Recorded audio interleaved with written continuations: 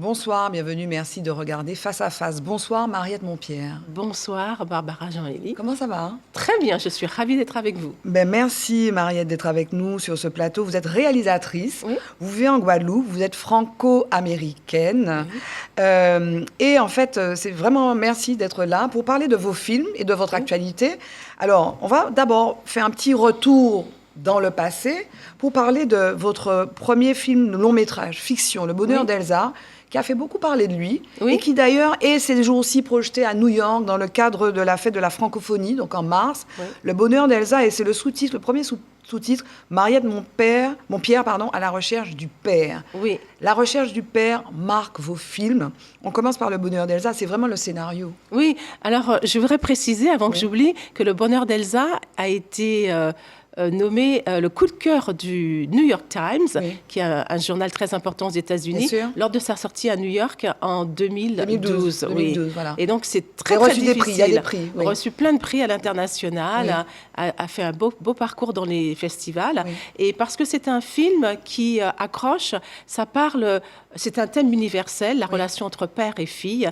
Et c'est l'histoire d'une fille qui retourne en Guadeloupe, l'île où elle est née, mais qu'elle ne connaît pas, à la recherche de son père qu'elle ne connaît pas. C'est votre histoire. C'est autobiographique. Partiellement, je l'ai fictionnalisé, mais c'est ce que j'ai vécu. Je n'ai jamais connu mon père et j'ai eu ce désir, depuis toute petite, de voir ses yeux, de connaître qui il est, de le toucher. Et c'est ce que j'ai osé faire quand j'avais 18 ans. Je suis repartie en Guadeloupe le chercher. Et c'est cette histoire, cette blessure sentimentale que vous raconte racontez. Et que vous racontez très, très, très bien. Et d'ailleurs, il y a cette scène où elle dit, quand elle approche son père, et elle lui dit « Regarde-moi », en fait. C'est un besoin, c'est une nécessité impérieuse. Et vous l'avez vu, votre père? Je l'ai vu une fois et il m'a dit cette chose difficile à entendre.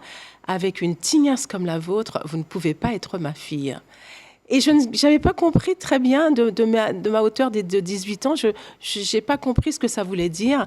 Mais en fait, j'ai réalisé après que c'était une histoire de classe sociale, de couleur de peau, de bons chivés, mauvais chivés. Et histoire de classe. Voilà, et de race aussi. Et de race, parce que mon père, en fait, n'était pas quelqu'un qui se sentait bien dans la peau d'un noir. En fait, il aimait bien... peut-être sortir avec les femmes de couleur, les noirs, mais bon, quand il s'agissait de connaître son enfant, ça ne l'intéressait pas, mais il était plutôt, il aimait bien les longs, beaux cheveux lisses. Et enfin, il avait le complexe. Ces jours-ci, donc, à travers les invités que je reçois, on parle beaucoup de cinéma. Et en fait, vous êtes la preuve qu'on peut raconter nos histoires, parce que cette histoire qui est votre histoire, c'est aussi une histoire universelle. Quand on parle de quête du père, donc il y a eu d'autres films, mais vous la racontez à hauteur d'antillaise, guadeloupéenne, et en fait cette histoire, elle est universelle. Elle est universelle. Je la raconte dans un contexte local, mais la relation père-fille, tout le monde peut s'identifier à cette relation. C'est les émotions. Et c'est ça que j'aime dans le cinéma. J'aime bien raconter des histoires universelles. Et alors, en fait, cette quête du père et ce rapport au père est partout. Donc, vous avez signé il n'y a pas très longtemps pour la télévision publique une série, Mamzelle New York. Très drôle. On est plein, on est dans les réseaux sociaux.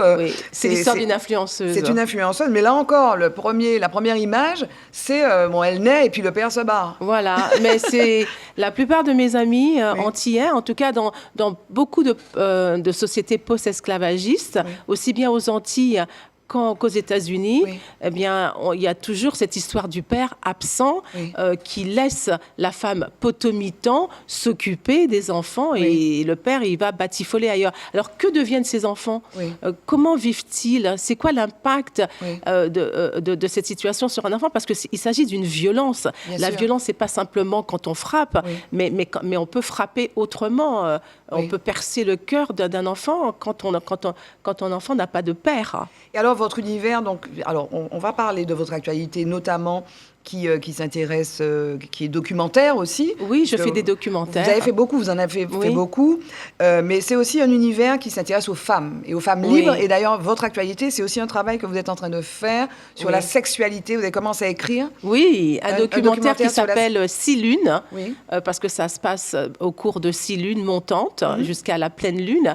Et c'est une série, un groupe de femmes qui se rejoignent dans la forêt tropicale à côté d'une rivière, parce que l'eau a son importance primordiale dans cette histoire.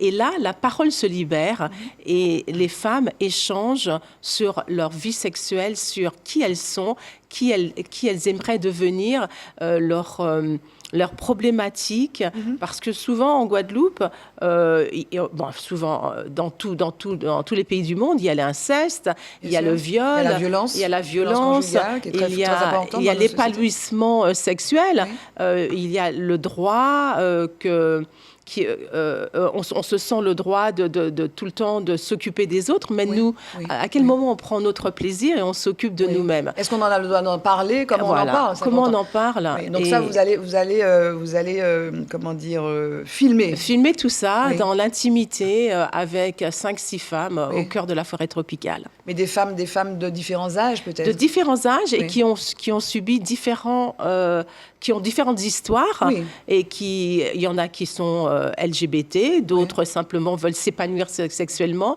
d'autres ont subi un inceste. C'est vraiment une palette de femmes comme il y a dans la société. Oui. Et alors, donc, on parlait de votre travail... Tout antillaise. Tout antillaise. Et on parlait de votre travail donc, sur de documentariste. Donc, vous avez travaillé sur GRT Archimède, Malavoie, Sweet Mickey for President en 2002. Ah oui, c'est vrai. Mais là aussi, vous travaillez sur Pascal Danaé, donc le leader du groupe Delgrès. Oui, voilà. C'est musical. Vous faites des films musicaux? Oui, beaucoup. J'aime beaucoup ça. J'aime beaucoup la musique. Et les chanteurs me font confiance. Ils aiment bien mon travail. Et là, Pascal Danaé a cette particularité qu'il chante en créole alors qu'il est né en Argenteuil. Argenteuil en France. En France, de parents antillais certes, mais il n'a jamais grandi dans l'environnement créole. Et il chante du rock. Et le documentaire s'appelle Le rock flambé au rhum. Mais très, enfin, rock et puis une ambiance Nouvelle-Orléans. Oui, les sonorités de la Nouvelle-Orléans avec cet instrument qui s'appelle le sousaphone, énorme. Et donc, ils sont 3. Il y a un batteur, un musicien qui joue au sousaphone, et puis Pascal Danaé qui joue à la guitare, le dobro en l'occurrence, et qui chante en créole. Et ça fait un mélange extraordinaire, incroyable. Mais là, c'est un peu itinérant, votre tournage. Oui, alors c'était un road movie parce que nous avons commencé à Argenteuil, là où il est né. Nous avons tourné à Londres, où il était musicien de studio pour plein de chanteurs très connus. Et nous avons continué à la Nouvelle-Orléans, à Lafayette, où il est déjà passé au festival de Lafayette. Et tout ça pour dire en fait que la musique, elle voyage et tout est connecté. La Guadeloupe, Argenteuil, la Nouvelle-Orléans, en fait, c'est la musique qui vient de l'Afrique à travers le blues et le zouk, le rock. Tout ça, ça fait qu'un. Oui. Et votre travail, Mariette, donc que ça soit avec Le Bonheur d'Elsa, donc votre long métrage de fiction, que ça soit à travers Mamzelle New York, donc là c'est du divertissement, mais Le Bonheur d'Elsa, c'est aussi on divertit mais on réfléchit. Toujours. Quand vous avez travaillé donc les questions sociétales, donc vous intéresse Black Kiss, l'histoire de Bruno, donc marin pêcheur de Guadeloupe qui veut continuer à vivre de la pêche, mais il y a les sargasses, il y a le chlordécone. Vous naviguez finalement entre le monde du divertissement, le cinéma, c'est ça aussi, le cinéma, la télé, ça divertit, mais aussi la réflexion, les questions que vous posez autour de la sexualité des femmes, autour de leur rapport au père. C'est ça qui vous intéresse. Parce que pour moi, le cinéma peut faire changer la conscience des gens. Le cinéma un film ne va pas faire changer le monde, mais va faire changer le regard que l'autre porte sur un objet, un sujet. Et Et donc, c'est très important de toujours, pour moi, de mêler le divertissement, de raconter une histoire de façon soit légère ou dramatique, mais en tout cas, il faut conscientiser. Il s'agit toujours de faire prendre conscience. Est-ce qu'aujourd'hui, c'est vrai qu'il y a une actualité, il y a un foisonnement. Est-ce qu'aujourd'hui, nos histoires, même si elles sont universelles, hein, on en a parlé largement avec le bonheur d'Elsa, est-ce que nos histoires sont plus entendues, elles sont plus vues? Est-ce que nos réalités sont plus vues? Vous savez, je crois que nous sommes arrivés à un moment où Hollywood n'a plus d'idées. Où est-ce qu'elle va chercher les idées? Ce sont dans les cultures autochtones et les cultures des minorités. Et donc, Hollywood se tourne vers la Caraïbe, vers l'Afrique, vers nous. Et nous, réalisateurs antillais, nous devons profiter de ce moment pour surfer la vague et pour imposer notre regard sur les sujets. Parce qu'en fait, il ne faut pas que Hollywood vienne et prenne nos sujets et leur font à leur manière. Il faut que nous, on puisse nous imposer pour raconter nos histoires. C'est le bon moment. Mais est-ce que ça ne demeure pas moins un peu formaté quand même? Parce que j'en parlais avec Florence Combaluzier. Voilà, on fait un 26 minutes Netflix ou 50 minutes Netflix, ça doit commencer comme ça, finir comme ça, ou les autres plateformes, j'en sais rien. Mais regardez qui a gagné le prix du meilleur scénario hier aux Oscars. Enfin, qui a gagné le prix du meilleur scénario. Eh bien, c'est Sineuse. Incroyable comme incroyable. Le film avec Michael B. Jordan qui a gagné le prix du meilleur acteur. Un film de genre d'ailleurs qui bascule un moment incroyable. Et ça part de supranaturel, de vaudou et Hollywood. Et de vaudou, de vampires, voilà. Mais aussi d'histoire, mais aussi de Ku Klux Klan. Et de musique. Et de musique, incroyable. Et fait par un réalisateur noir, scénario noir, avec que des noirs.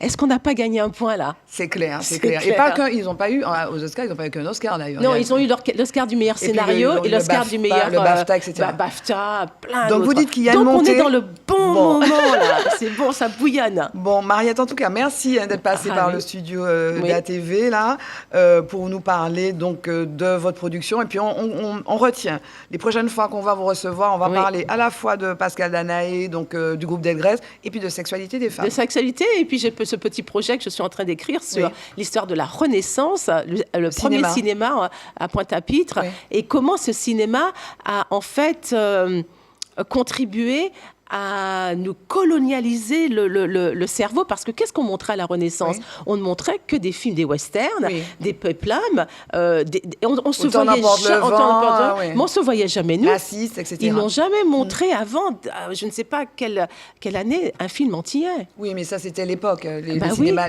effectivement des communes, même en Martinique, c'était comme ça. Mais maintenant, il s'agit de décoloniser nos imaginaires en montrant nos films. Et nous, on est en train nous, les réalisateurs de maintenant, on est en train de changer tout ça et de proposer de nouvelles idées et de nouveaux films. Merci beaucoup, Marie. Merci beaucoup. Merci à vous de nous avoir suivis. Je vous retrouve pour un prochain Face à Face sur ATV. Bye bye, à bientôt. À bientôt.